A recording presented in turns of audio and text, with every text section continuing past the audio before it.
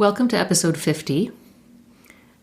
And I have to honestly say that even though this is the 50th episode, and you'd think I'd be getting the hang of this, I've never been more nervous than I feel right now about the topic that I've chosen to talk about today. I enrolled in a class on creating a solo performance with TJ Daw, who I'd interviewed last year. And I did it on a whim. I didn't know if I was really going to go through with taking the class. I paid the deposit thinking, well, I could still wriggle out of this if I needed to. And I just completed it. So it was during the month of January, and 2 nights a week, I met with the group and we went through the steps, the fundamentals of just coming up with a basic concept for a solo show, which is terrifying in many respects, including the fact that I get really, really nervous on stage. So the idea of being alone on a stage in front of the random people who show up is intimidating to me. And also because I've chosen to focus on something that came to my mind to try as an ongoing exploration of who we are and how we display ourselves and how we want to be seen and maybe how we're seen by others. And after my conversation with Jeremiah, who does photo shoots exploring those same ideas, I thought, well, why don't I just go do one myself? Why don't I just go through this process of exposing myself through a series of portraits? And then I thought, well, why don't I make that the core thread of the solo show performance? So I will be, at least I'm thinking I will be on a stage with photos of myself behind me and excerpts of the interview with Jeremiah, and then the story of going to Hawaii. So I'm in Montreal. I'm going to fly to Hawaii to do this photo shoot. And also other stories that might help give some context and reinforce why these kinds of ideas are so interesting to me. I totally see a huge risk of being so self-indulgent as well, that I get on stage and it's all me all the time. So it might not even work out. I am going to go for the photo session with Jeremiah. Maybe something will come of it and I can write a show about it. Maybe I won't. I'm hoping to, because I think it's just a further exploration, putting myself in the crosshairs of what it means to make yourself vulnerable and to share who you are, different sides of yourself with people. And so for the last class, we had to each share about 5 minutes of a script, of the script that we're planning to write. And I really had nothing. And then I thought, well, I can't even really do much until I take this trip to get the photos done. So, but what other stories might I tell that would kind of support or explain in some way why these ideas are interesting to me? And so I'm going to read that script now as a first step towards sharing it more widely, sharing the story more widely, which is why I'm really nervous about doing it. So here goes. In hindsight, maybe it wasn't the smartest thing I've ever done, judging at least from the reactions of the very few people that I told at the time, and I still don't know. But it is a story about who I was and who I am in this moment, so I think that's worth something, at least to me, to look at more carefully and try to see more deeply. During the dark and quiet, lonely days of COVID, I receive an Instagram message that says, "Do you have a continuation of your drawings?"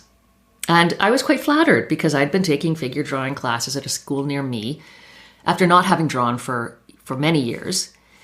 And then when COVID hit, I kept going with online drawing classes. And figure drawing in particular, I really enjoy. So having nude models and drawing them. And then shortly after that, this person writes again, "If you want, I can draw part or all of your body." And I kind of stopped. I read the message and I thought, well, this time it's not flattery, really, because this person has no idea what I look like. And so it doesn't really mean anything. But But something about this new way of being open kind of drew me in.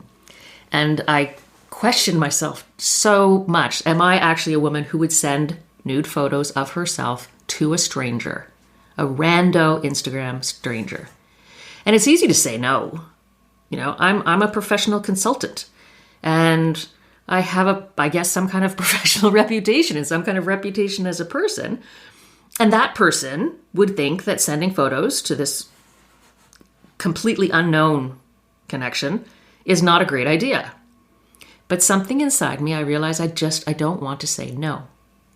I want to find out what I'm willing to reveal about myself. And I am curious about what an image shows and what it can hide. So I start taking photos of myself, and this Instagram connection, who now I have found out is named Turgut, who lives in Turkey with his parents, who's waiting to go back to university. He's giving me all these ideas, advice on how to pose. It gets a little bit annoying, actually, because posing is hard. And since going through that experience, I have developed a whole new appreciation for the models that I have drawn in all the drawing classes I've taken, because it's not easy to pose in an interesting way. And just as an aside, I'm going to have the photo that I sent to him behind me on the screen. So I keep writing to Turgut as I'm sending him photos. And when I ask how he's spending his time as he's waiting to go back to school during COVID, he writes, "I read the book, I cried, I slept." And in return for him making drawings of me, he asks if I could draw Mount Fuji for him based on an image that he sends me. And when I ask why Mount Fuji, what that means to him, he says his spiritual sister was born in Japan and that she has been killed. So I'm getting this image of Turgut in my mind, and I can feel through these often strangely translated Google messages that he's sad, that he's found this random person to talk to and to share things about himself. And he tells me he's depressed and he has trouble sleeping.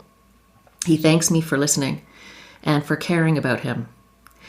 And he writes, "I really loved you and I am not ashamed of you," as I'm sending these photos of myself to him. And I worry about him. I don't feel sorry for him. I just feel for him, because I can feel how he's feeling. And I feel like he felt he's disconnected, and sad and lonely. And so I realized I don't care how he's going to use the photos. And so when close friends, like the one or two people I told at the time, ask why I'm not worried that he'll post the photos online or what he'll do with them, but I didn't care, because they're just photos of me. They're just representations that I created by myself, of myself, that show something about me. Not even just a physical representation, but the fact of taking these photos and trying to connect with somebody was something that I was willing to do, and that says something. So I do have to ask myself, what was I really after? Why did I do that? What was my intention? So that's the story. And it will be one of a few different stories probably that I will weave through the main thread of the story of going to Hawaii to do this photo session. And I'm excited about it. I question myself a lot and think that I'm also probably a little bit of a lunatic to be doing this. But it feels better to do it than not to do it. So I guess parting words from here would be, like, if you want to, take a leap. It doesn't have to be a crazy thing that you're doing. It doesn't have to cost a lot of money, and it doesn't have to be a big risk. But it could be a little risk, a little R risk that you take to discover something new about yourself, or to connect with somebody, or try something that you think might be meaningful to you that you'll learn from. So thanks as always for listening. I appreciate it so much. And I'm looking forward to releasing the next set of interviews. Thank you.